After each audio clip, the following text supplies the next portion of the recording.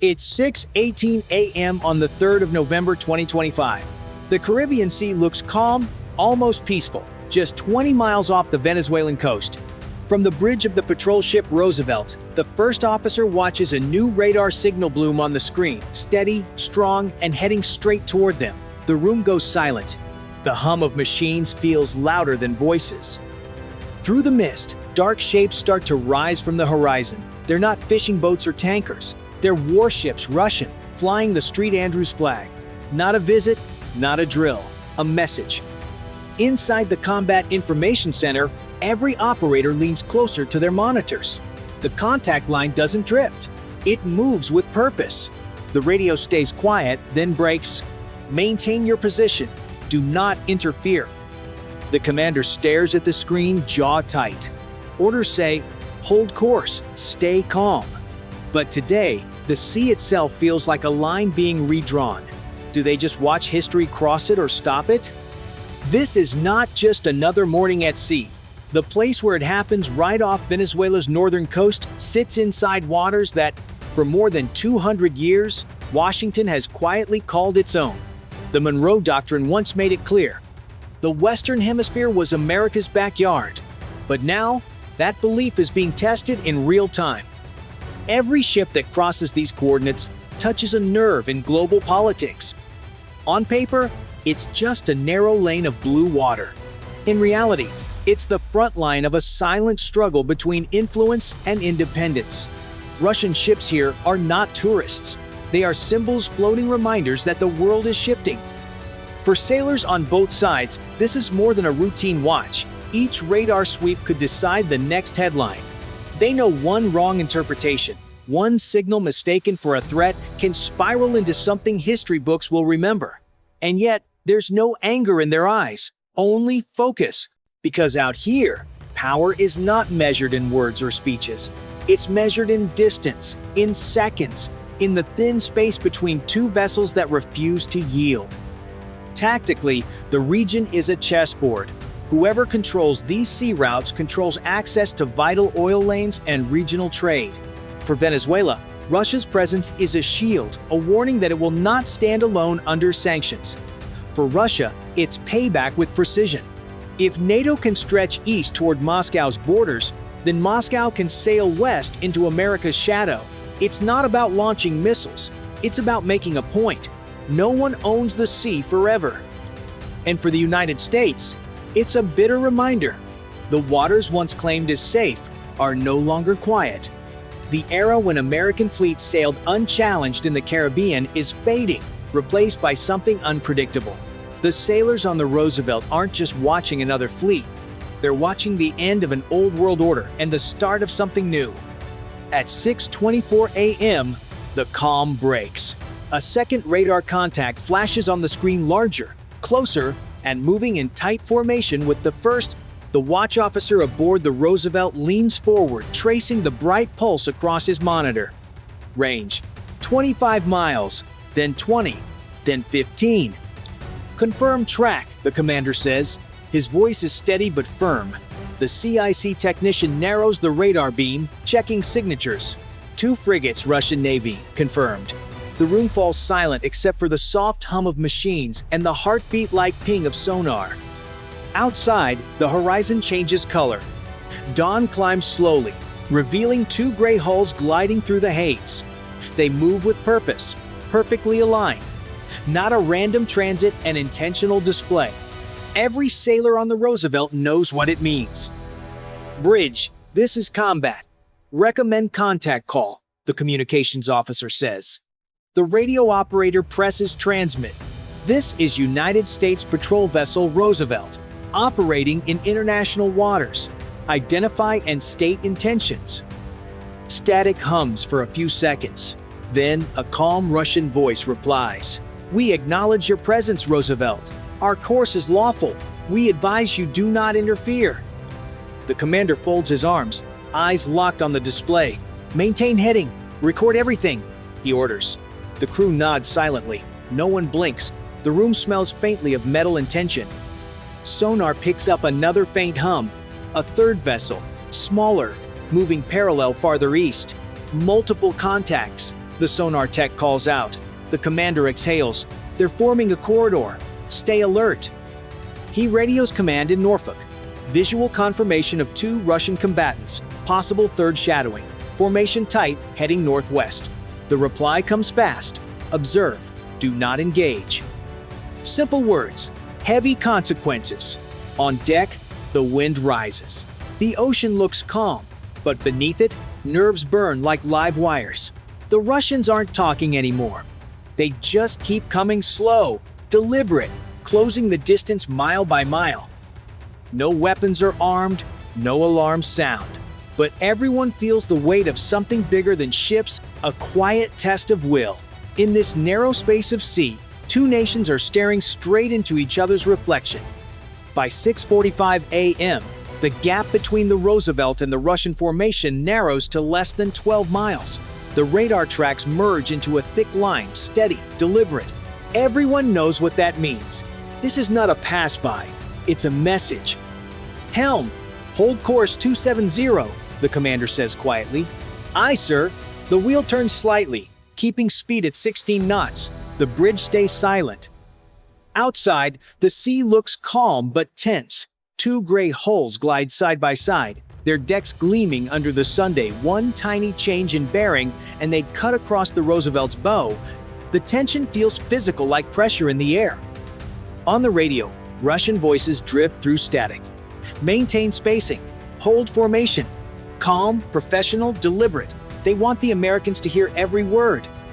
Inside the CIC, Venezuela's coastal radar starts pinging both fleets. Dozens of signals bounce across the sea. The map glows red and green, friendly and unknown. It's not war, but it's what comes right before. In close seas, every angle counts, the commander murmurs. Even 5 degrees can mean survival. The crew nods, eyes locked on the glowing screens. A burst of chatter fills the radio. Venezuelan patrols calling out coordinates in Spanish. The Russians answer smoothly. It's not chaos, it's choreography. Everyone knows the routine, waiting for one wrong move. Then, a shape rises from the horizon. A Russian helicopter lifts off from a frigate's deck, its blades flashing in the light. Air contact, bearing 185, altitude increasing, the radar tech calls. Visual confirmed, a lookout adds. Hovering, no weapons visible. The commander nods. Record footage, maintain course. The chopper circles twice at 2 miles, watching before turning back. Just enough to say, "We can see you." The silence after feels heavier than noise. The sea glistens. The crew exhales together. No shots, no alarms, just a line quietly crossed. If you were on that bridge, watching that helicopter hang above your ship, would you hold your nerve or react? Press 1 if you'd stay steady, 9 if you'd strike first, and subscribe to follow how this confrontation unfolds. At 7:03 a.m., the radar picks up something strange. A small contact appears on the starboard side, fast, low, and too close. The operator frowns. Unidentified craft, bearing 085, range 5 miles in closing. It's not one of the Russian ships, and it's not scheduled traffic. The commander steps toward the screen. "Civilian?" he asks. The answer comes quick. "Negative, sir. No transponder, no AIS signal." For a second, nobody speaks. Outside, through binoculars, a lookout spots a small silhouette cutting across the waterline, too quick to be a fisherman. "It's moving toward the gap between the ships," the officer calls out. "Sound alert, but stay on channel 2, the commander orders. The tone echoes once, low and sharp. The bridge crew braces as the unknown boat keeps its course. It's either lost or testing nerves. The Roosevelt adjusts 5 degrees starboard to widen space, but the small vessel mirrors the turn. The tension spikes. "It's shadowing us," the navigator says. "Could be surveillance, could be nothing." Through the haze, the small craft slows, drifts, then changes heading. "It's backing off," the lookout confirms. Relief comes, but no one relaxes. They all know. Sometimes a test isn't about contact. It's about watching how you react. The Russian ships don't break formation. They just keep moving, unbothered, confident, watching everything. The Roosevelt steadies its course again, engines humming back to rhythm. The commander looks around the bridge. "Remember this moment," he says, "because the next time, it might not turn away." His voice is calm, but his eyes say more. For the crew, it's a reminder that the ocean has its own language. Not every threat comes with a missile. Some arrive small, silent, and gone before you can name them. If you had been on that deck, seeing that unknown craft glide toward you, would you have held your line or fired a warning shot? Press 1 if you'd stay calm, 9 if you'd respond fast, and subscribe so you don't miss what happens next. By 7:25 a.m., the tension peaks. The Russian frigates are now inside 5 miles, so close, the crew of the Roosevelt can see sailors on deck pointing cameras back at them. Both sides stay quiet, but the silence feels electric. Bridge, range confirmed, 5 miles and holding. The radar tech reports. "Copy," the commander replies. "Maintain course. No changes." His tone is calm, but his jaw is tight. On deck, every move slows. The sea is calm, but everyone feels the pressure of two powers sharing the same stretch of water. The Russian ships glide closer, gray hulls cutting through the sunlit waves. One petty officer mutters, "They're close enough to count the bolts on our bow." Suddenly, the radio bursts alive, short-coded Russian chatter. The translation flashes across the console. "Formation complete. Begin visual pass." It's not a threat, but no one mistakes the meaning. "Sir, they're aligning port side, parallel track," the watch officer says. "Acknowledged," the commander answers. "Hold steady." The Roosevelt doesn't move. In moments like this, control is strength. Then it happens. The lead Russian ship angles slightly toward them, closing to 3 miles. For a full second time, freezes. The helmsman grips the wheel tight, waiting for an order that doesn't come. The commander just says, "Stay the line." The Russian ship steadies again, then drifts back to its lane. The message is clear. We could, but we won't. Not today. The minutes that follow stretch long. The Russian vessels begin to turn west, slowly widening the gap. The radar numbers climb 4 miles, 5, 6. The tension fades like air leaving a tire. Outside, sunlight breaks through the clouds. The ocean glows gold again. No shots fired, no alarms. Just restraint holding the world together for one more day. "Log it," the commander says. "Routine transit observed." Everyone knows that's not true.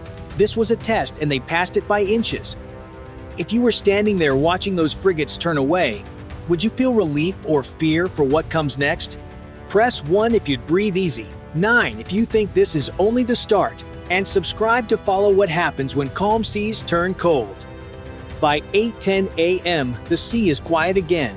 The Russian ships have vanished beyond the horizon, their radar echoes fading into background static.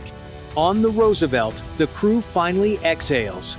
The tension drains, leaving a strange silence behind. No one cheers. They all know what just happened.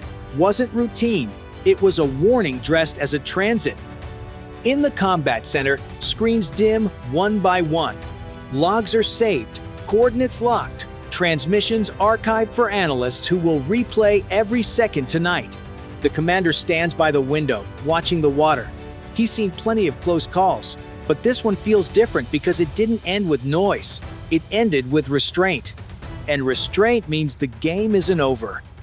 Back in Washington, reports label it a brief encounter, but everyone inside the Pentagon understands what those words hide: a shift. Russian warships moved inside the Caribbean, and the United States didn't stop them. That's not defeat, but it's a new reality, the kind where lines once guarded by power are now tested by patience. For Venezuela, this is survival. Moscow's presence gives Caracas political oxygen, showing that sanctions can't choke a nation that has friends willing to sail halfway around the world. For Russia, it's symmetry, a mirror held up to the West, reminding them that spheres of influence go both ways. For the Roosevelt's crew, the lesson is simpler but sharper. The sea isn't just geography anymore. It's a stage, and every move is watched, recorded, analyzed. A calm day can change history, not through gunfire but through silence. The commander closes his logbook, writes 2 words, "They watched." Then he walks out, leaving the bridge quiet, except for the steady hum of the engines carrying them home. What no one says out loud is the truth every sailor now knows. Today's calm is tomorrow's tension, waiting to return. If you believe this standoff was just the beginning, press 1. If you think both sides will hold the line for now, press 9.